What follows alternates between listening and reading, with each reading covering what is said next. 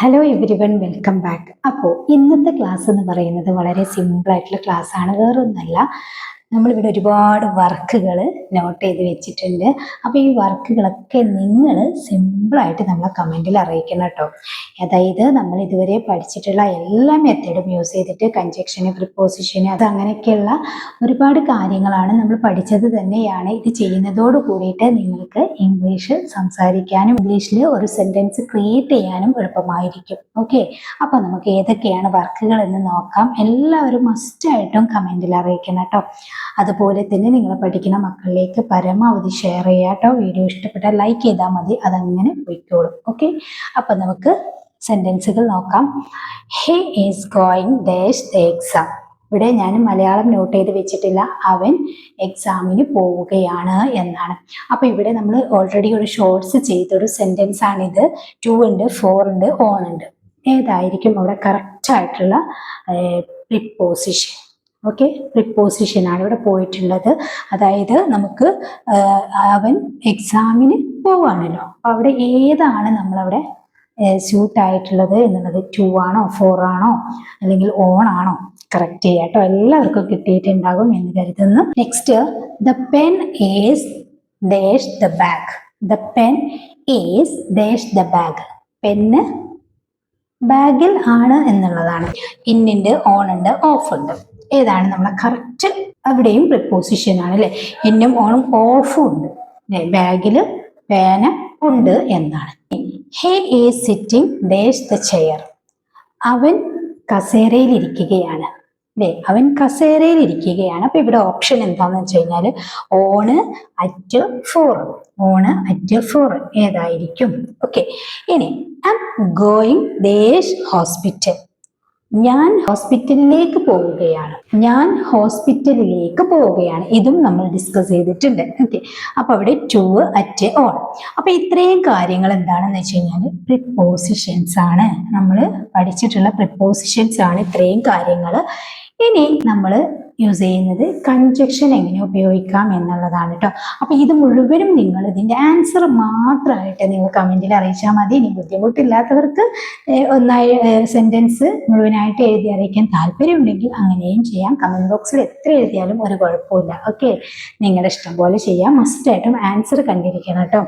ഇത്രയും വർക്കുകളാണ്. ഇപ്പൊ കൺജക്ഷൻസ്, ഞാൻ ഇവിടെ കുറച്ച് കൺജക്ഷൻ നോട്ട് ചെയ്ത് വെച്ചിട്ടുണ്ട്. അതായത് and, but, because, so, although എന്നൊക്കെ പറഞ്ഞിട്ടുള്ള കൺജക്ഷൻ ഇവിടെ നോട്ട് ചെയ്ത് വെച്ചിട്ടുണ്ട്. അതുമായി ബന്ധപ്പെട്ട കുറച്ച് സെന്റൻസുകളാണ് ഇവിടെ തന്നിരിക്കുന്നത്. അപ്പൊ നിങ്ങൾ അതിന് കറക്റ്റ് ആയിട്ടുള്ള കൺജക്ഷൻസ് എടുത്തെഴുതണം കേട്ടോ. Okay, I was hungry. എനിക്ക് വിശക്കുന്നുണ്ടായിരുന്നു. Dash I ate food. ഞാൻ ഭക്ഷണം കഴിച്ചു അല്ലേ.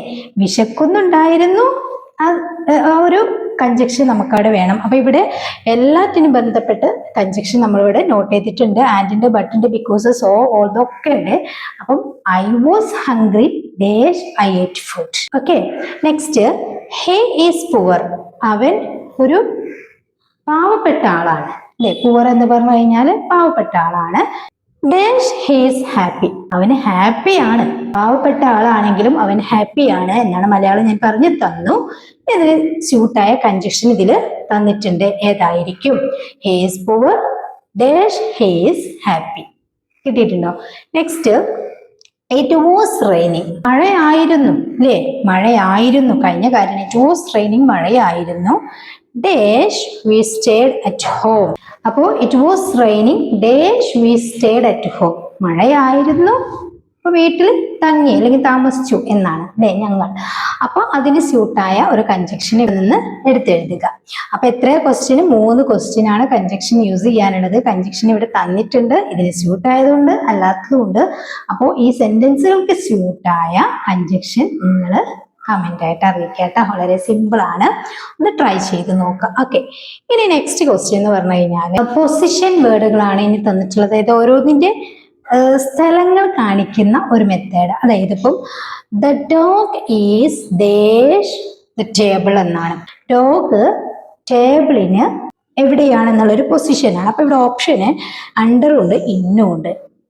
ഏതായിരിക്കും അല്ലേ? ഡോഗ് ടേബിളിന്റെ എവിടെയാണ്? ഇന്നെന്ന് പറയും. അണ്ടർ എന്ന് പറയുമോ നോക്കാട്ടോ. അതുപോലെ ദ സ്കൂൾ ഈസ്, സ്കൂളാണ് dash the hospital and the bank, ബാങ്കിനും ഹോസ്പിറ്റലിനും ഡേഷ് അങ്ങനെയുള്ള ഒരു സ്ഥലത്താണ് സ്കൂൾ നിൽക്കുന്നത്. അപ്പോൾ ഓപ്ഷൻ ബിറ്റ്വീൻ ഓൺ, ഹോസ്പിറ്റലിനും ബാങ്കിനും എന്താണ് അങ്ങനെയുള്ള ഒരു സ്ഥലത്താണ് ഹോസ്പിറ്റൽ നിൽക്കുന്നത്. അപ്പൊ ഇതിന്റെ പൊസിഷൻ ആണ് കാണേണ്ടത് അല്ലെ. ബിറ്റ്വീൻ ആണോ ഓൺ ആണോ ഇവിടെ കറക്റ്റ് ആയത്? The school is dash the hospital and the bank എന്നാണ് കറക്റ്റ് ചെയ്യാം. ഓക്കെ, ഇനി ലാസ്റ്റ് ക്വസ്റ്റ്യൻസ് എന്ന് പറയുന്നത് ഐ വാസ് ലേറ്റ്, ഞാൻ ലേറ്റ് ആയിരുന്നു. ഡേഷ് ഐ റാൻ ഫാസ്റ്റ്, ഞാൻ ഓടി അല്ലെ, വേഗത്തിൽ ഓടി എന്നാണ്.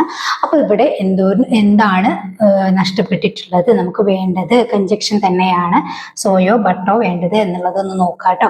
Next, she is the room, she is dash the room, she is അവളാണ് ഡേഷ് ദ റൂം, റൂമിലാണ് എന്നാണ്.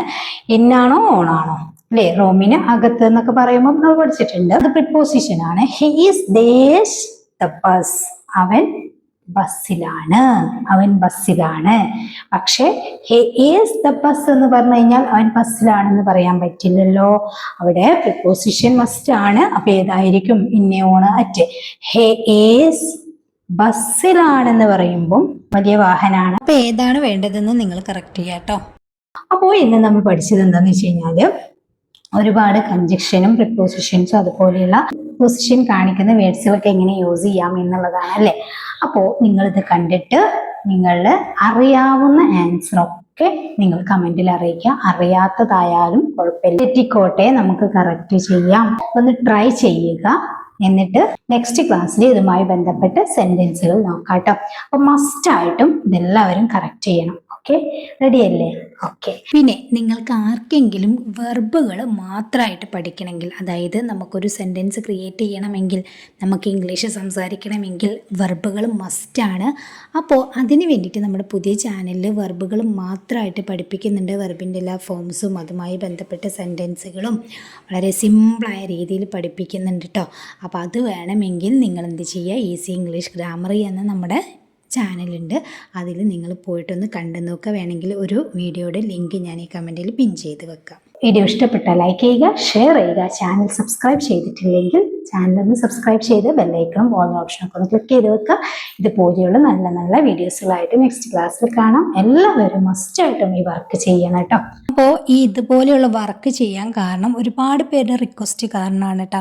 കാരണം പ്രിപ്പോസിഷൻ എന്താണ്, കൺജക്ഷൻ എന്താണ്, ഓക്സിലറീസ് എന്താണ് എന്നറിയാത്ത ഒരുപാട് പേരുണ്ട്. അപ്പോൾ അവർക്കൊക്കെ വേണ്ടിയിട്ടുള്ളൊരു ക്ലാസ്സാണിത്. അപ്പം അങ്ങനെ പഠിക്കാൻ താല്പര്യമുള്ളവരിലേക്ക്, അതായത് ഇത് ഏറ്റവും കൂടുതലായിട്ട് യൂസ്ഫുൾ ആകുന്നത് നമ്മൾ പഠിക്കുന്ന കുട്ടികൾക്കാണ്. അപ്പോൾ അവർക്ക് നിങ്ങൾ ഇത് കാണിച്ചു കൊടുക്കുക, ഷെയർ ചെയ്യുക. Okay, thank you.